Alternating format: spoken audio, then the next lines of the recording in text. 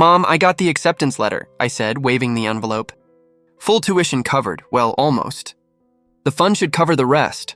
Her eyes softened. I'm so proud of you, Ethan. Your father would have been too. Before I could say anything, Richard's voice came from behind her. Good news, huh? Guess all that saving finally paid off?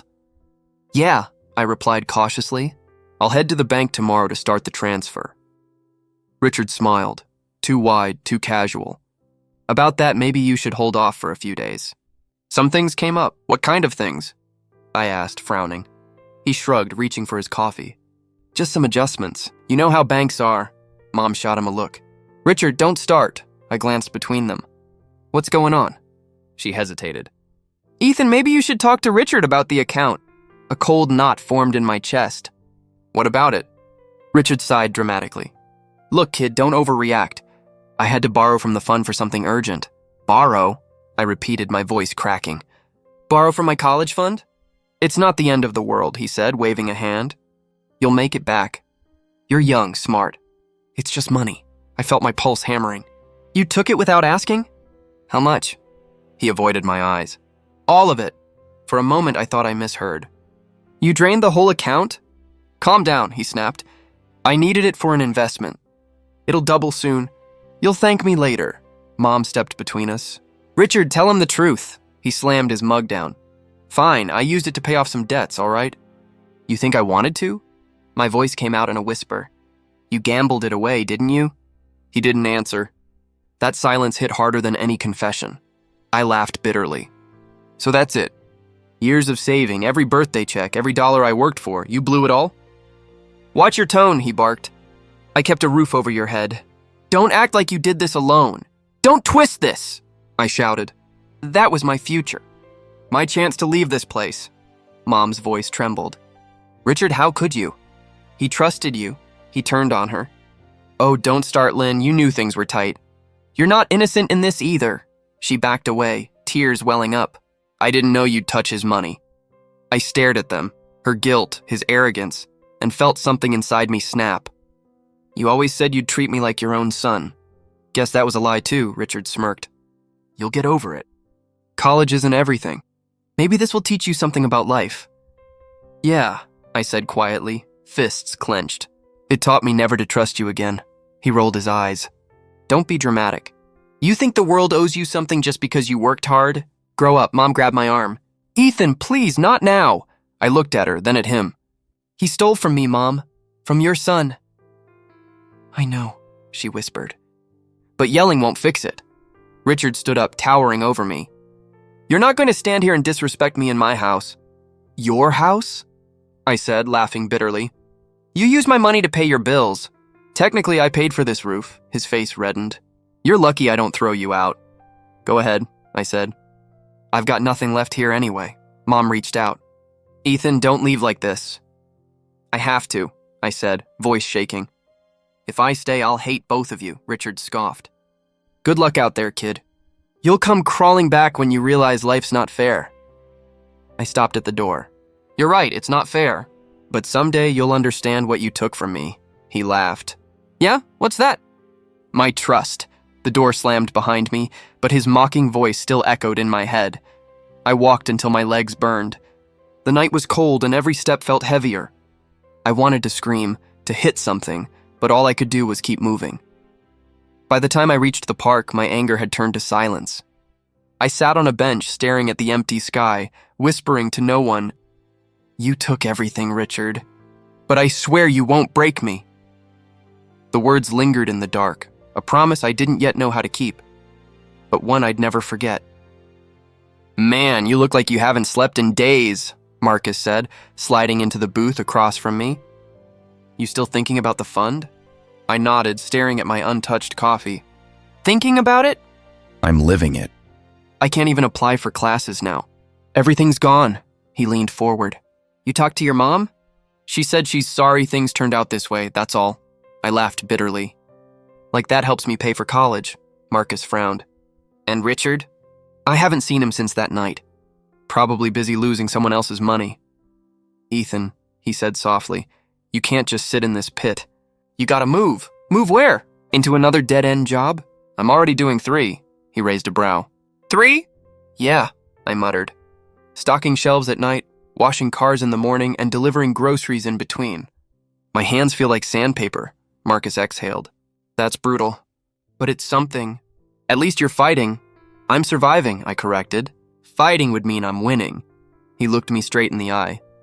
Then start winning, I stared back. You make it sound easy. It's not, he said. But you're letting him live rent-free in your head. You want to get even? Build something he can't touch. His words hit, but I didn't answer. I just stared out the diner window, watching people laugh as if the world wasn't falling apart. Marcus broke the silence. What's the plan? There is no plan, I said quietly. I wake up, I work, I come home, I stare at the ceiling, and I wonder how I became a joke. He tapped the table. You're not a joke, man. You got hit, yeah, but you're still standing. Use that anger. Anger doesn't pay tuition. No, he said, but it can light a fire under you. Maybe it's time to stop reacting and start creating. I sighed. You sound like some motivational podcast. Maybe they're right, he replied with a grin. You're letting him win by doing nothing. Don't give him that satisfaction. I wanted to argue, but I couldn't. He was right. That night, after my shift, I walked home under flickering streetlights. My backpack was heavy with groceries I couldn't afford to lose. The silence of the street made every thought louder. Don't give him that satisfaction. Marcus's words replayed in my head. When I got to my apartment, Mrs. Hayes from next door poked her head out. Long day again, Ethan? I forced a smile. The usual. You work too hard, sweetheart. You need rest. Rest doesn't pay bills, I said. She sighed. You're too young to sound that old. Inside, I dropped the bag on the counter and stared at the stack of overdue notices. Every one of them was a reminder of Richard's betrayal. I whispered to myself, he's living comfortably while I scrape floors. I opened my old laptop, its fan wheezing like it might give up any second. Job listings, scholarships, anything. I scrolled through all of it. Nothing looked promising. Hours passed before I realized I was shaking. My fingers hovered over the keyboard as I muttered, there's gotta be a way. The clock read 2:17 a.m. My eyes burned, but my mind wouldn't stop. I imagined Richard sitting in his recliner, smug and careless, maybe bragging to someone about how he'd taught me a lesson. The thought made my blood boil. I slammed my fist on the desk. You're not winning this time. The sound echoed through the tiny room. For a moment, I just sat there, breathing hard. Then, almost instinctively, I opened a new document and started typing numbers, plans, notes, anything that felt like control. A budget. Job goals. Skills to learn. Places to invest time instead of anger. It wasn't much, but it was mine. By the time the sun started bleeding through the curtains, my head had cleared. My body ached, my eyes stung, but there was a strange calm in me. Marcus's voice echoed again. Start winning. I stared at the screen and whispered, all right. I'll play your game, Richard, but this time I'll win. I shut the laptop, stood up, and looked at the mirror near the door. The person staring back didn't look broken anymore, just determined. For the first time in weeks, I smiled. A small one, but real. Let's see how you like losing, I muttered. And with that, I grabbed my jacket ready to start again, not because I had to, but because I wanted to. You ever sleep, Ethan? The cafe manager laughed as she handed me another order slip. Sleep's expensive, I said, forcing a grin. I'll rest when I can afford it. Emily, the woman working beside me, chuckled quietly. That's one way to live, I looked at her. She was older, maybe mid-30s, calm but sharp. You think it's stupid? No, she said, sliding a tray onto the counter. I think it's survival. But survival without a plan burns out fast. I've been burned out since the day my stepdad robbed me. Her eyebrow rose. Robbed? College fund. Every dollar gone. Wow. She shook her head. And you're still here working double shifts? Most people would have quit. I don't have quitting money, I said. She smiled faintly. Then learn to play smarter, not harder. Before I could reply, the doorbell jingled and I froze. Richard walked in. Of course he did. Expensive watch, fake smile, acting like he didn't destroy my future. Ethan, he said, grinning as if we were buddies. Didn't expect to see you here. Yeah, I said coldly. Because you expected me to stay broke forever. He laughed. Still dramatic, huh? How's the real world treating you? Better than your conscience, I bet. Emily glanced between us. Friend of yours? Family, I muttered. Unfortunately, Richard ignored the tension. You know, if you'd just asked, I could have helped you get a job at my company. I'd rather scrub floors than owe you another thing. He shrugged. Suit yourself. But don't say I never offered. As he turned to leave, I noticed a man waiting outside the window, talking on his phone, eyes on Richard. He looked familiar, one of Richard's business partners from years back. When Richard stepped out, the man followed him. My gut tightened. Something wrong? Emily asked quietly. Yeah, I said. Everything about him, she studied me. You've got that look like you're planning something. Not yet, I said, drying my hands. But maybe I should, she leaned on the counter. If you're serious about that, you'll need more than anger. You'll need proof. Proof? Of what he's done. People like that only fall when you make them trip over their own lies. Her words sank deep. I'd spent weeks surviving, but never strategizing. After my shift, I stepped outside, spotting Richard's car parked across the street. His partner, Greg, that was his name, stood next to him, whispering aggressively. I ducked behind a delivery truck close enough to catch fragments. You promised a return, Greg hissed. You're using company funds for gambling again, aren't you? Richard laughed nervously. Relax, it's just a small dip. I'll fix it. You said that last time. Greg snapped. If the board finds out, you're done. My pulse quickened. Gambling again. Same pattern. Same lies. As they drove off, I pulled out my phone and recorded their conversation replay from memory, every word I could recall. It wasn't solid evidence, but it was something. The next morning, Emily caught me scribbling notes during our shift. What are you working on? She asked. Documentation, I said. I'm writing down everything he's done. Dates, names, conversations. She smiled slightly. You're learning? I don't even know what I'll do with it yet. Doesn't matter, she said. The act of preparing gives you control. That's power, I paused. Power, I repeated quietly. Feels strange even saying it. Because you've never had it, she said. But you will. That night, I worked my second job at the gas station. Around midnight, a black SUV pulled up. Richard stepped out, phone in hand, laughing. He didn't see me inside. Yeah, Greg's panicking again, he said to whoever was on the line. He doesn't know half of what I've done with the accounts. He'll never find out. My chest tightened. Accounts. He wasn't just gambling. He was laundering money through his company. I pulled out my phone again, recorded his voice. This time I had proof. When he left, I sat on the curb. Adrenaline shaking through me, Emily's voice echoed in my mind. You'll need proof. I whispered to myself. Got it. By sunrise, I had compiled everything, notes, audio, names. It wasn't enough to take him down yet, but it was enough to start. For the first time in months, I didn't feel powerless. When I saw Emily that morning, she handed me a cup of coffee. You look different, she said. I feel different, I replied. Like I'm finally steering my own life, she smiled knowingly. That's how it starts. I nodded, tightening my grip on the cup. He thinks I'm still the same kid he fooled. He's about to learn otherwise. And for the first time, the idea of revenge didn't scare me. It steadied me. When Mom called, her voice cracked through the phone. He's in the hospital, Ethan. It's bad. Richard had a heart attack. For a second, I didn't say anything. My hand froze around the phone, and all I heard was the hum of the refrigerator behind me. And you're calling me... Why? Her breath hitched. Because you're his son. I'm not his anything, I said quietly. He made sure of that. Please, she whispered. He might not make it through the night. I hung up without replying. I sat there for a long time, staring at the bills spread across my table. My rent, my tuition, the extra shifts I'd picked up, all of it flashed through my head.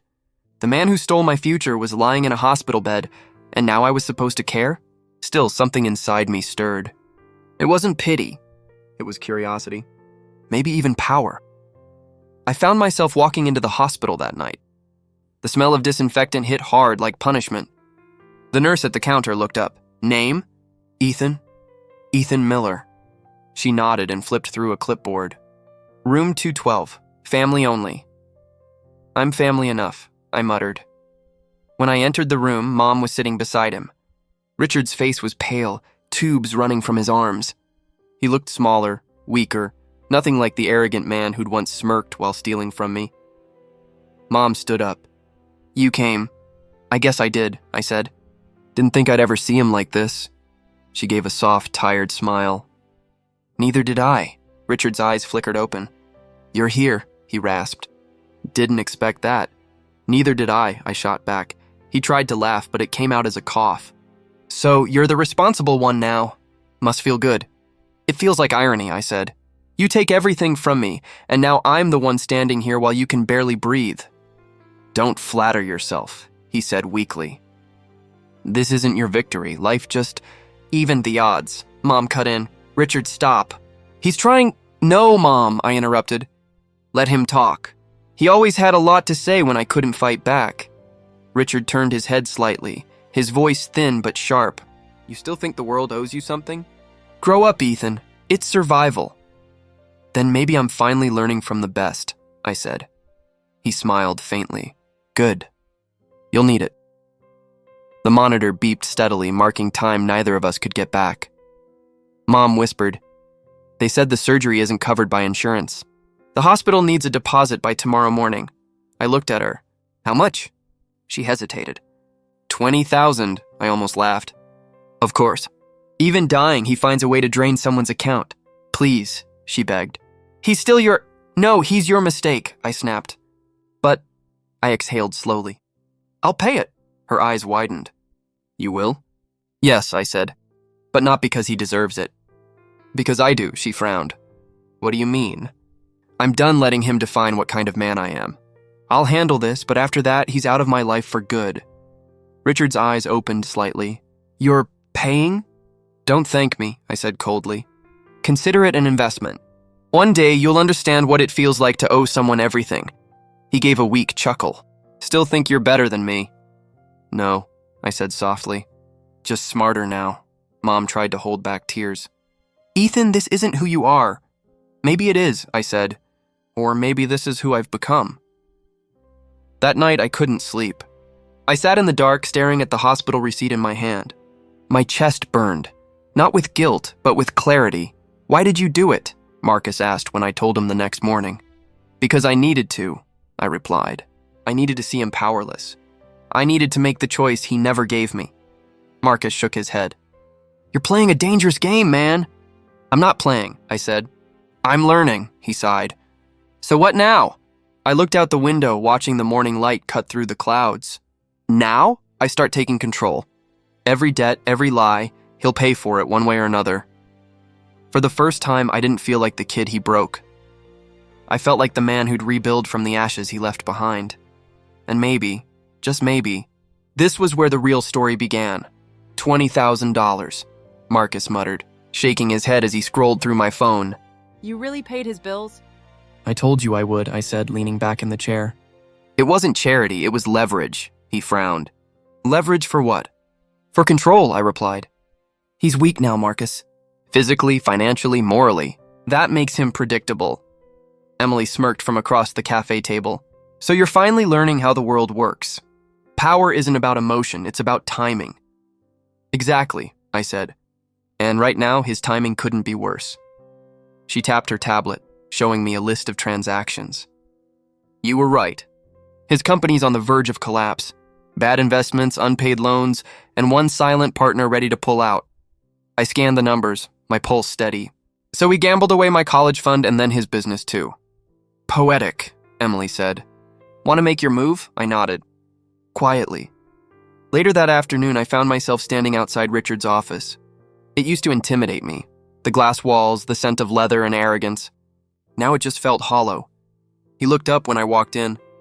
You again, he said weakly, rubbing his temples.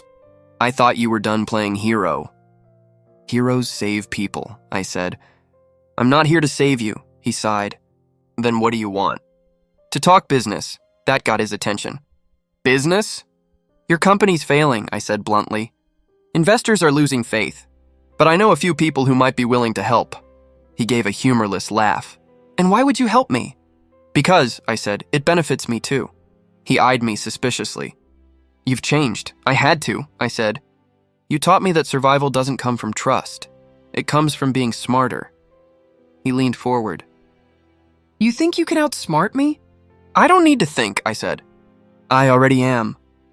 He stared at me for a long moment, then said quietly, What's your angle? I'll help stabilize your company, I said. But the deals will go through me. You'll still have your name on the door, but I'll own the keys. His jaw tightened. You're bluffing, I smiled faintly. Check your inbox. He turned to his computer, scrolled through his email, and froze. You bought the supplier contracts? Not just bought them, I said. Renegotiated them. Every shipment now routes through my account. He blinked, trying to process. You little careful, I interrupted softly. You're the one who taught me to think like this. He slumped back, the fight leaving his eyes. You're doing this to humiliate me. No, I said. I'm doing this to balance the scales. He covered his face with his hands. I built this company, and I'm the one keeping it alive, I said. Don't forget that. The silence stretched between us, heavy but satisfying. When I left, Marcus was waiting outside in the car. So, he knows, I said, and he's crumbling, I replied. Piece by piece, Marcus let out a low whistle. You're enjoying this, aren't you? Enjoying? I shook my head. No, understanding it. Emily called later that evening. The deals went through, she said. You're in control now. I stared out my apartment window, the city lights flickering like quiet applause. Good, I said. Let it all move naturally. You're not going to gloat? She teased. I don't need to, I said. Karma's already doing it for me. A few days later, I went back to see Richard. His office was emptier this time, boxes stacked in corners, staff avoiding eye contact. He looked up from his desk. They're leaving, he said hoarsely. All of them, I nodded. That's what happens when people stop believing in you. He slammed a hand against the desk. You think this makes you better than me? No, I said calmly. It makes me free. His voice cracked. You don't understand what it's like to lose everything. I met his eyes. Yes, I do. You made sure of it, he sank back, defeated. So what now? You run the show? I already am, I said, turning to leave. The difference is, I won't destroy it the way you did. As I walked out, his voice followed me, small and broken. Ethan, I'm sorry. For a second, I almost believed him. But then I remembered the empty college fund, the late nights, the anger. I didn't answer. Marcus's text buzzed on my phone. You did it, I typed back. Not yet. Karma's still moving, and as I stepped into the fading light, I realized something. Revenge didn't always have to be loud. Sometimes it worked best in silence, letting the guilty collapse under the weight of their own mistakes. When the call came, I almost didn't answer. It's Richard, the voice said quietly. He's asking for you, I sighed, staring at the screen. Tell him I'll think about it. The truth was, I already knew what it was about. His business had imploded. Word spread fast. Creditors were circling like vultures, and every deal he once bragged about had crumbled. I wasn't surprised. When I finally walked into his old office, the air felt heavy with failure. Boxes were everywhere, furniture half gone, the nameplate on the door scratched off. He looked up slowly when I entered. You came, he said, voice low, rough.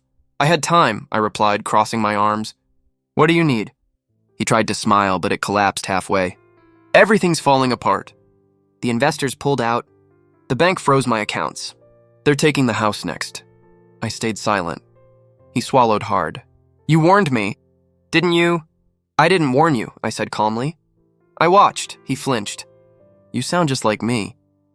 Maybe I learned from the best. He tried to laugh, but it came out bitter. You always were sharp. I just never thought you'd turn it on me. You took my college fund, I said. You gambled my future away. What did you expect? Gratitude? He stared at me for a long moment, then said, I was wrong. I know that now. Too late, I said quietly.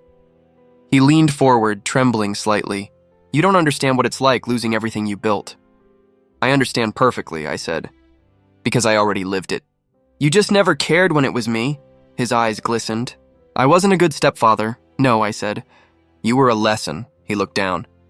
They won't even talk to me anymore. The partners, the clients. Even your mother's staying with her sister. I have no one left. Maybe that's karma, I said. Maybe that's balance. He gave a slow nod. You really hate me that much? I hesitated. No, hate takes energy. I don't waste that on you anymore. He exhaled shakily. Then why come? To see what happens when arrogance meets consequence. A faint smile tugged at his lips. You've grown colder. I've grown stronger, I corrected. There's a difference. For a moment, neither of us spoke. The ticking clock filled the silence. Finally, he whispered, I'm sorry, Ethan. The words hit me harder than I expected. I'd imagined them for years, but now that they were real, they felt empty. Sorry doesn't fix the past, I said, and it doesn't make us family again. I never wanted to hurt you, he said. I just wanted to win. You lost, I said simply. He nodded, eyes glistening. Yeah, I did. I stood to leave. Goodbye, Richard. Wait, he said quickly. Before you go, Can you forgive me? I looked at him, really looked. The man who once towered over me, full of ego and control, now looked small, fragile, almost human. I already did, I said, the day I stopped caring. He looked down, his voice breaking. That's worse than hate. Maybe, I said, but it's honest. I turned and walked out, the sound of my footsteps echoing down the empty hallway. Outside, Marcus was waiting by the car. Well? He asked. He's done, I said. Completely? Completely, Marcus nodded slowly. Feels good? Not the way I thought it would, I admitted. It's not victory, it's peace. Emily called later that evening. Word is Richard's filing for bankruptcy, she said. I know, I replied. You're not celebrating? I don't need to, I said. The world took care of that for me. She paused. You sound different. I am different, I said softly. I spent years trying to prove something to him. Now I don't have to.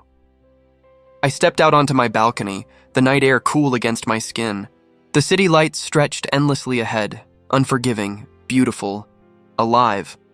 Marcus's words from months ago echoed in my head. Don't let him win by turning you bitter. He hadn't won. For the first time in years, I wasn't angry. I wasn't broken. I wasn't the kid begging for validation. I was just free. Somewhere deep inside, I felt something close to gratitude, not for what Richard did, but for what it taught me. He showed me the cost of blind trust. He showed me the danger of pride. And in the end, he showed me how to rebuild from ashes. As the wind brushed past me, I whispered to myself, I paid your bills, Richard. Not for you, for me. Then I turned off the lights, ready for whatever came next. The morning air felt different, lighter, cleaner. Maybe it was just me. For the first time in years, I wasn't waking up to chaos or bitterness. I stood outside the university gates, clutching my student ID, and let the weight of that moment settle in. Marcus waved from across the street. There he is, the comeback kid. I laughed. Comeback? I never left. I just took the long way, he grinned. Yeah, through hell. Emily joined us, holding 2 cups of coffee. You earned this, she said, handing me one. Most people would have given up after what you went through. I almost did, I admitted. But then I realized giving up would have meant letting him win.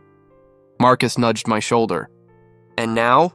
Now, I said, looking around the campus, I win by living. We walked through the courtyard, the sound of chatter and footsteps mixing with the morning breeze. For once, it didn't feel like I was chasing something. I was already where I needed to be. So, Emily said, smiling. Business major, right? Yeah, I replied. Seemed fitting after everything I learned the hard way. Marcus chuckled. Guess Richard taught you more about business than any professor could, I smirked. He taught me what not to do. Emily's tone softened. Do you ever think about him? Sometimes, I said. But not like before. He's not the monster in my story anymore, just a chapter I finished reading. Marcus nodded slowly. Closure looks good on you. We stopped near the main hall where new students gathered for orientation. The air buzzed with excitement and nerves. I remembered being that hopeful kid once, before betrayal twisted everything. But standing here now, I realized that pain hadn't broken me. It had built me. Hey, Emily said, looking at me curiously. Did you ever talk to your mom again? Yeah, I said quietly. A few days ago, Marcus raised an eyebrow. And how'd that go? I hesitated. Strange. She apologized. said she should have stood up for me. I didn't know what to say at first. Emily smiled gently. You forgave her, didn't you? I did, I said. Not because she deserved it, but because I needed it. Marcus leaned against a bench. That's big, man. Not everyone can do that. I used to think revenge was the end game, I said. But it wasn't. It was just the bridge. What came after? That's what really mattered. Emily's eyes softened. So what comes after? I smiled faintly. Peace, growth, maybe a little success to remind the universe I made it. Marcus clapped his hands. That's the spirit. We found a quiet spot near the fountain. I sat down, watching the ripples spread across the water. You know what's funny? I said. I used to picture my life as a list of losses. Now it's just lessons. Emily tilted her head. And Richard? He's not my villain anymore, I said. He's just proof that people can destroy themselves without you lifting a finger. Marcus nodded. Poetic. Painful, I said. But yeah, poetic. We sat in silence for a while, letting the sounds of campus fill the air. Laughter, footsteps, hope. For the first time, it didn't hurt to hear people dream. Emily finally spoke. You did it, Ethan. You turned pain into power. I looked at her and Marcus, the two people who'd stood by me when everything fell apart. No, I said. We did it, Marcus grinned. Don't get all emotional on us now. Too late, I said with a small laugh. You guys stuck around when I was nothing but anger and debt. Emily shrugged. You just needed someone to remind you who you were. And now? I asked. She smiled. Now you remind others. I looked around the courtyard one last time before heading to class. Feels strange, I said softly. I started this journey trying to escape him. But somewhere along the way, I found myself. Marcus slapped my back. And the best part? You didn't need to destroy anyone to win? I nodded. No. I just needed to rebuild. As we walked toward the lecture hall, I caught a glimpse of my reflection in a glass door. Same face, same eyes, but not the same man. The boy who once begged for fairness was gone. What stood there now was someone who'd learned to make his own justice. Mom texted later that afternoon, "Proud of you." I know I failed, but I'm trying to do better. I typed back, "So am I. No anger." No resentment. Just truth. Marcus waved from across the hallway. First class, ready? I took a deep breath. Yeah, ready, Emily grinned. Then go write your next chapter. As I stepped inside the lecture hall, sunlight poured through the windows, hitting the floor in golden stripes. For the first time, I didn't feel haunted by the past. I felt grounded, like every scar had become part of my foundation. Life hadn't given me justice in the way I wanted, but it gave me something better. Strength. And that strength was mine to keep. I looked around at the sea of new faces and smiled quietly. I made it, I whispered to myself. Finally. And in that moment, I knew. I wasn't defined by betrayal anymore. I was defined by what I built after it.